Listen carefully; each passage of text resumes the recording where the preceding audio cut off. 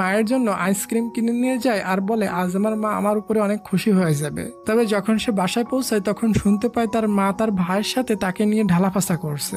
বলে আমি তোর বোনকে একটা ব্লাইন্ড ডেটে পাঠিয়েছিলাম, তবে তোর বোন ওখানে ওই ছেলেটিকে রেখে অন্য একটা ছেলের সাথে চলে গিয়েছিল। এসব শুনে বেচারির দিলটা ভেঙে যায়। তাই সে তার ফ্রেন্ডকে মেসেজ করে বলে চলে আসো, আজ আমরা দুজন পার্টি করব। পরের সিনে আমরা মিনকে পার্টিতে দেখি। ওই ক্লাবে কাং এবং জিহুনকে দেখি, সে ওখানে একটা ক্লায়েন্টের সাথে মিট করতে এসেছে। কাং এখানে মিনকে দেখে অবাক, মিন এখানে কি করছে?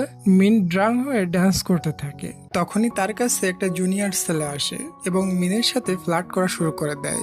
এসব দেখে মিন এক সাইডে চলে যায়, কিন্তু সেই ছেলেটা তার সামনে চলে আসে এবং মিনকে ডাইরেক্ট কিস করে দেয়। এটা কাং আর জিহুন দেখে খুবই জেলাস হয়ে যায়। মিন ছেলেটাকে কষে এক ঘুষি মারে, বলে বেয়াদব কোথাকার।